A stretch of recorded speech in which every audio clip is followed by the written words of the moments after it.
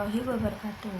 Di sini saya akan menjelaskan tentang mengenal adab dan membiasakan diri dengan adab terhadap orang tua dan guru. Di sini saya akan menjelaskan tentang pengertian adab dulu. Jadi adab menurut bahasa adalah kesopanan, kehalusan, dan akhlak, atau bisa juga sopan santun dalam kosakata bahasa Arab.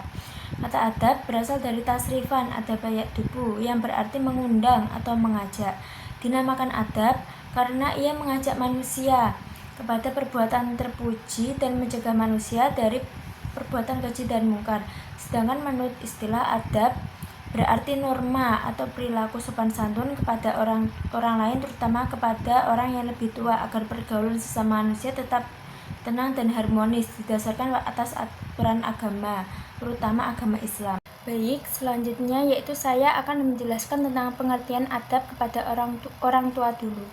Dalam kamus besar bahasa Indonesia, kata adab memiliki arti akhlak, budi pekerti, kesopanan, atau tutur halus. Sedangkan orang tua ialah ayah, atau ayah itu adalah laki-laki dan ibu adalah perempuan yang menjadikan kita pada saat ini. Maka dapat disimpulkan bahwa adab terhadap orang tua artinya bagaimana cara seorang anak agar memiliki akhlak dan budi pekerti yang baik kepada orang tuanya. Dan yang selanjutnya saya akan menjelaskan tentang pengertian adab kepada guru. Adab merupakan suatu bentuk tingkah laku yang baik dari seorang murid kepada orang yang lebih tua ataupun orang yang mulia baginya, seperti guru atau ustadz. Seperti halnya kepada guru yang telah menjadi perantara untuk mendapatkan ilmu dan yang membimbing dikala menuntut ilmu, menjadikannya guru sebagai orang yang mulia setelah orang tua. Ada beberapa macam, yaitu adab kepada orang tua, adab kepada teman, adab kepada masyarakat, dan adab terhadap guru dan adab kepada orang lain. Tapi di sini saya akan memberikan pengertian kepada orang tua dan adab kepada orang tua dan adab kepada guru. Jadi pengertian adab pada orang tua dan guru adalah berperilaku sopan santun kepada orang tua atau guru sesuai dengan aturan agama dan dalam lingkungan masyarakat, dan tidak melanggar norma yang dilakukan. Baik, di sini saya akan juga menjelaskan tentang dalil perintah beradab kepada orang tua dan guru. Yang pertama yaitu Quran surat Al-Isra ayat 23 dan 24. Dan yang kedua Quran surat An-Nahl ayat 43. Dan yang ketiga yaitu hadis riwayat Bukhari dan Muslim. Dan yang keempat yaitu hadis riwayat Ahmad. Di sini saya akan juga menjelaskan hikmah beradab kepada orang tua dan guru. Yang pertama, beradab kepada kedua orang tua adalah amal yang paling utama karena Allah Subhanahu wa taala. Dan yang kedua, menjalankan perintah Allah Subhanahu wa taala dan Rasulnya. Dan yang ketiga, dapat meluaskan rezeki dan memanjangkan umur. Dan yang keempat, ilmu yang didapat akan lebih bermanfaat. Baik, di sini saya juga akan mencontohkan apa saja adab kepada orang tua. Salah satu kebiasaan yang harus diterapkan pada kehidupan sehari-hari adalah pamitan kepada orang tua. Hal yang sangat sederhana, tapi banyak sekali orang yang melewatkannya.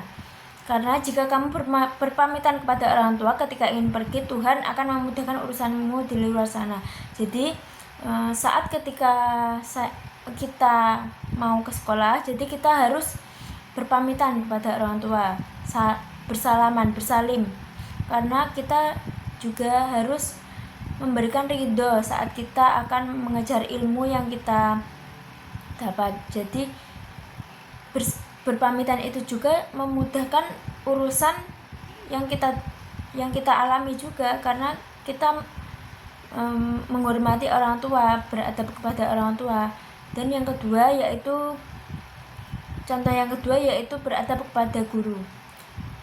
Jadi setiap orang berperilaku sopan dan santun kepada guru.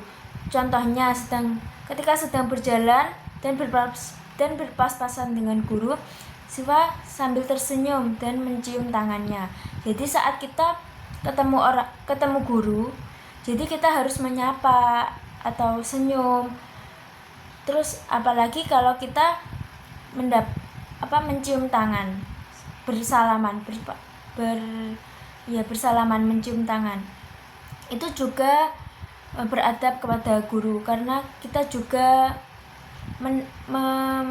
mendapatkan ridho saat kita mendapatkan ilmu yang bermanfaat, karena kita tidak hanya mendapat ridho kepada orang tua, tapi kita juga mendapatkan ridho kepada guru, karena ilmu yang kita dapat bisa bermanfaat. Karena kalau kita melawan guru, ilmu itu tidak bisa bermanfaat dalam kehidupan kita yang kedepannya. Jadi kesimpulannya, dengan meningkatkan sikap berbakti pada orang tua dan guru, kita tidak hanya memberikan manfaat bagi orang lain, tapi juga bagi diri sendiri. Sikap berbakti akan membawa kebahagiaan dan kedamaian dalam kehidupan kita. Sekian dari saya. Apabila ada kurang lebihnya saya mohon maaf. Wabillahi taufiq walhidayah. Wassalamualaikum warahmatullahi wabarakatuh.